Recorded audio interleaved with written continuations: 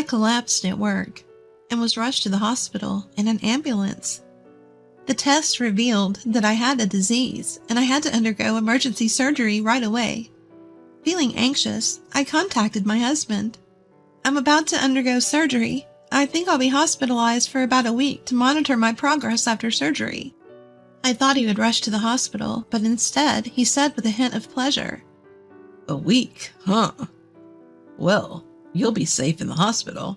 This is a good opportunity for you to take a break." Suspicion rose within me, and I decided to check his credit card statements. Turns out, he took advantage of my long-term hospitalization to go on a trip abroad with his mistress. I was livid. I'll show him what I've got. After the surgery, I showed a remarkable recovery and began to prepare for my revenge on Tom. I can't wait to see the look on his face when he returns from the trip. My name is Nancy. Tom and I have been married for 10 years.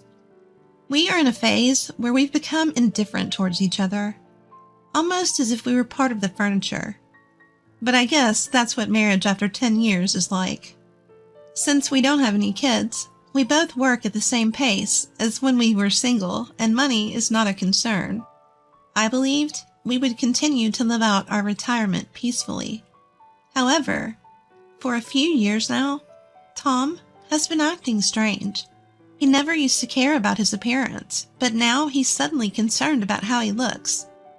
"Hey, when did you get such fancy clothes?" When I asked, Tom replied, in an annoyed tone, "What? Does it matter? I sometimes meet people from work outside the office." Not only that, he started buying clothes that younger people would wear, and even started going to a trendy hair salon. "I'm going to the salon for a bit." As he was about to leave, I couldn't help but stop him. "Hey, where have you been getting your hair done lately? You used to go to the $10 barber shop near the train station." To which he replied in a grumpy tone, "It's none of your business how I spend my money. You go to the salon, don't you?" "I'm not complaining. I just noticed that you're dressing up a lot lately." Maybe you just don't care enough about how you look." He was usually working late hours or out of town on business trips, so I didn't pay much attention to when he came home. But lately I noticed that when he came home late, he always smelled of perfume. "Hey, this suit? It smells a bit. Kind of like a woman's perfume." When I interrupted him with that, Tom was visibly flustered. Well, on the way home, there was a woman next to me on the crowded subway who was wearing a pretty strong perfume. Maybe that's what you're smelling." His excuse seemed fishy. His actions pointed towards one thing. Clearly, they were signs of infidelity. When I checked our bank account, our savings had been rapidly decreasing for the past few years.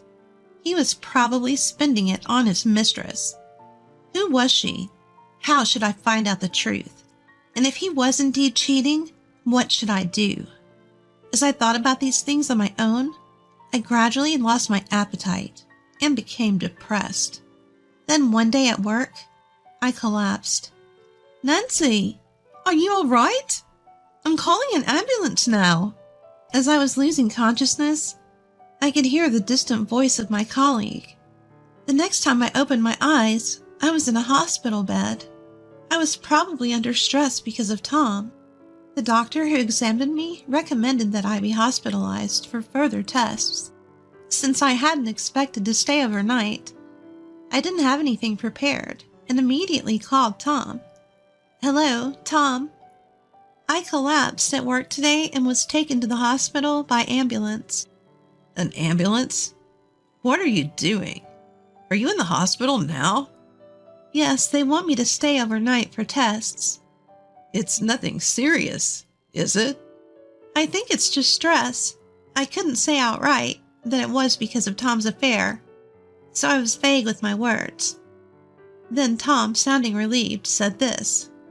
"Well, you've scared me there. So you're not coming home tonight, huh?"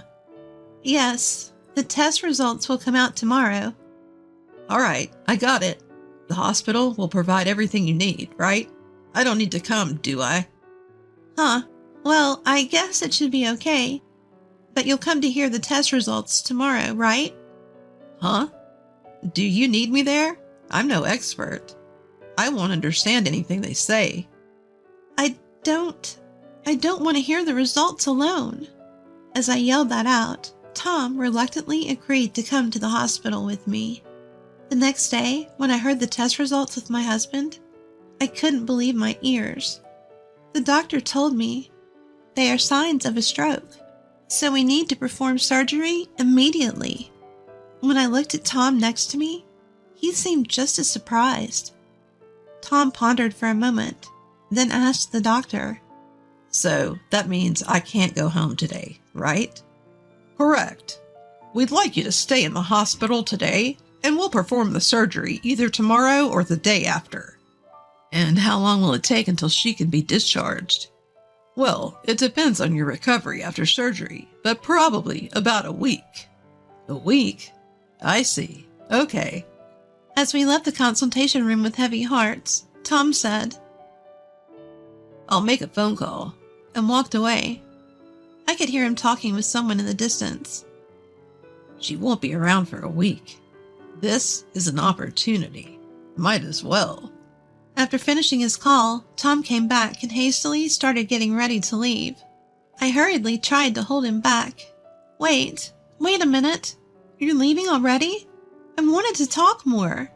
Talk? About what? We've heard everything from the doctor, haven't we? We just have to trust the hospital now.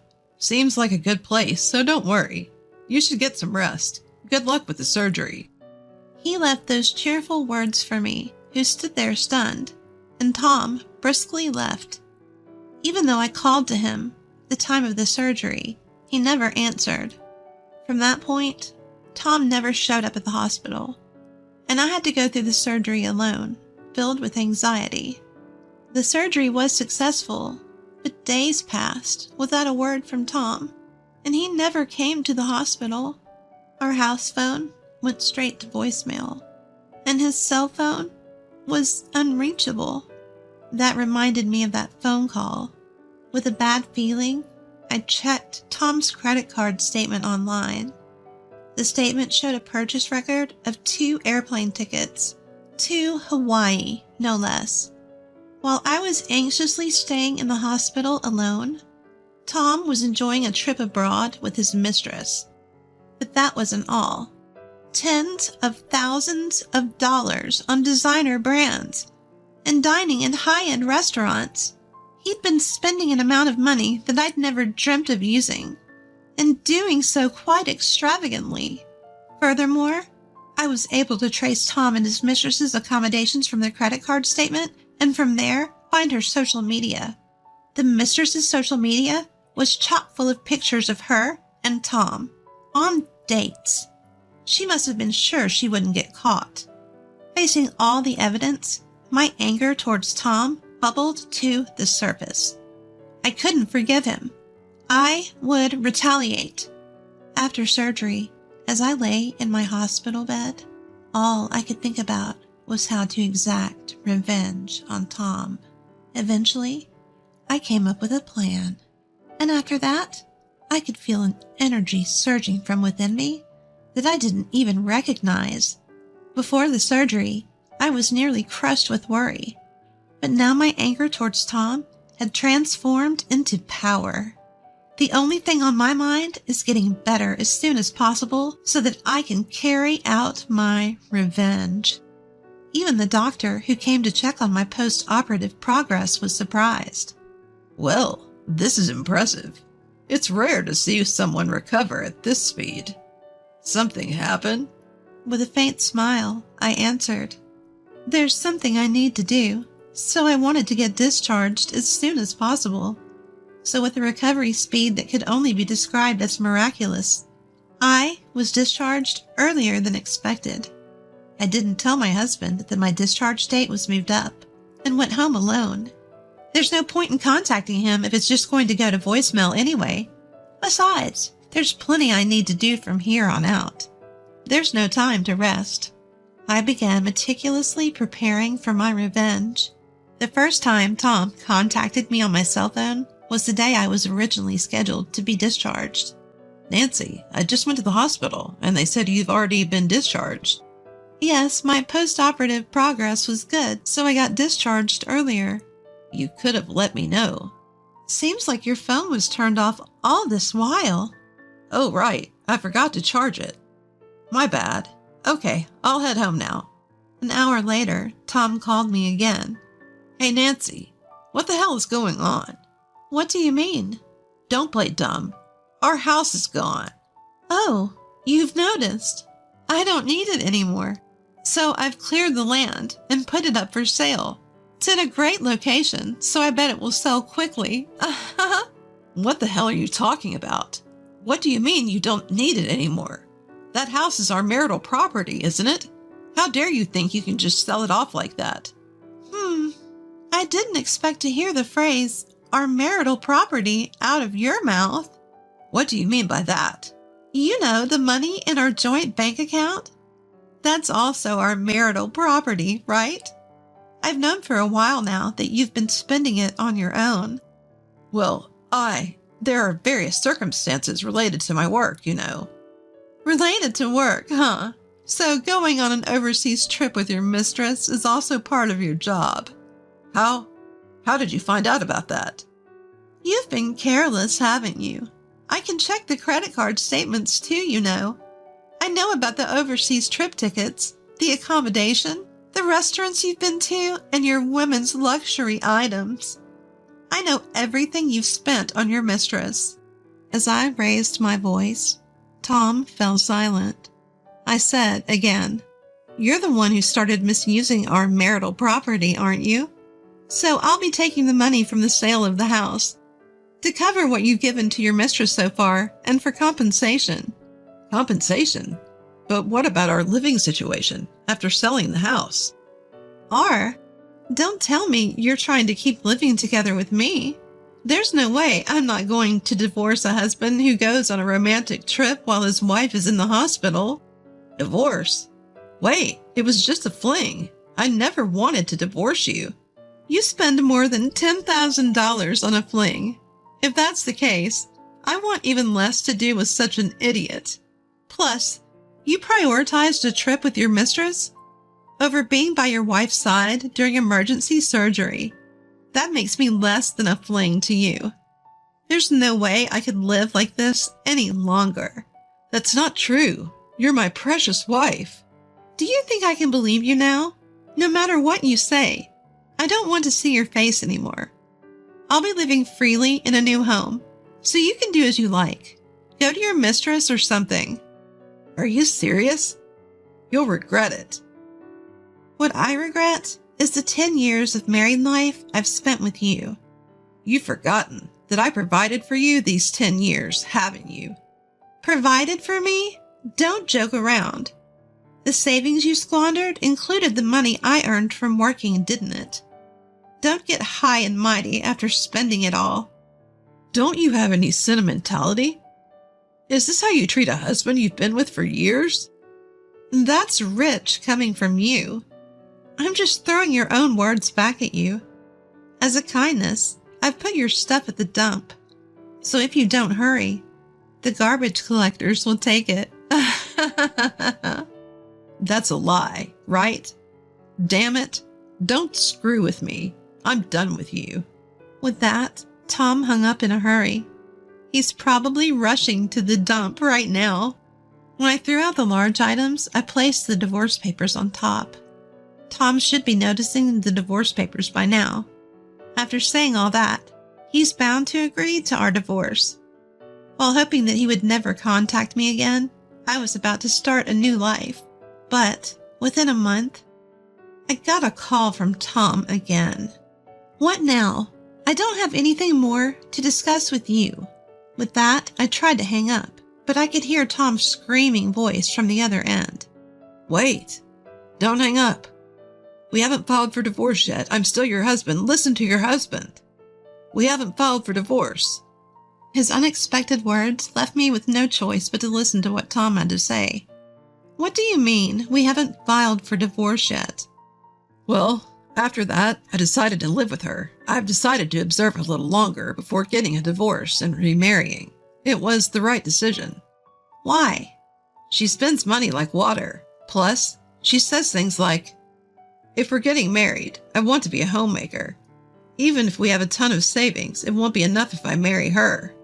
I knew that even before you two started living together.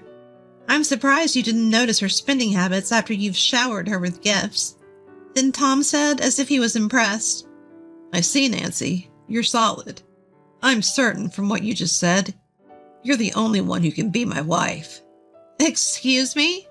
Nancy, let's start over. You've just been sick. It must be scary to be alone, right? Is this guy an idiot? He won't understand unless I give it to him straight. I took a deep breath and raised my voice. Scary? How dare you say that?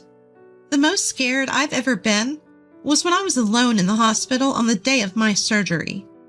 Even when I was trembling with fear before the surgery, even when I was enduring the pain after the surgery, you weren't there for me. I'm really sorry about that. I wasn't thinking straight. It's not just that time, is it? After all this time cheating on me, how can you say that? A lot has happened, but I can't do without you. You feel the same way, don't you? That's why you've been with me for 10 years, isn't it? Stop talking nonsense. I'm certain that I can't continue with you after what happened. I can't even imagine spending my life with someone I can't build a relationship of trust with. So you don't want to give it another try? No, not at all. What about my feelings? My affection for you disappeared a long time ago. I still had feelings for you as a family member, and I thought we could spend the rest of our lives thanking each other. You've trampled on those feelings. Tom fell silent, and I left him with these final words. But I do have one thing to thank you for. Once I found out you were cheating, I was so angry that I felt like I couldn't afford to be sick. I decided to level that house and sell it before you returned from your cheating trip. What the hell is that? Thanks to you, I was able to recover surprisingly fast. Even the hospital doctors were shocked. It seems like my anger towards you became the motivation to keep going. I'll thank you for that. Nancy, think this is over? No, go to hell with your mistress. Goodbye. Without listening to Tom's reply, I hung up the phone and immediately contacted my lawyer. I couldn't stand postponing the divorce any longer. I intended to fight this legally. I had saved all the evidence of his infidelity, ready to submit to my lawyer. I was sure the divorce proceedings and the demand for compensation for emotional distress would go smoothly. If I left everything to my lawyer, there would be no need for me to contact Tom anymore. To ensure that I wouldn't get calls from him, I even changed my cell phone number. I doubted he would dare come to my workplace. Even if he did, I had informed my colleagues about the situation. Since Tom's bad reputation was already well known in the office, I believed they would alert me immediately if they saw him and avoid any direct encounters. Everything proceeded exactly as I planned. Tom, after hearing from the lawyer, obediently agreed to the divorce and accepted the demand for emotional distress compensation. As for his mistress, apparently, she had resigned to paying the compensation since she couldn't deny their affair. It seemed she was all ready to remarry Tom once our divorce was finalized, and she insisted on paying her part of the compensation from Tom's savings, treating it as if it belonged to both of them. At this rate, his savings would be drained in no time. He and his mistress seemed set to continue their irresponsible relationship, and I could see that Tom would be in a tough time for a while. Yet, I had no sympathy for him at all. He brought this on himself by cheating with a money-grubbing woman. On the other hand, I managed to rent an apartment of the same size as before, using the money from selling our house and the compensation from the divorce. The fruitless 10 years I spent with Tom won't come back, but now I can live my life without being controlled by him. If I ever remarry, I would make sure it is with someone who values trust. I made up my mind to follow that principle.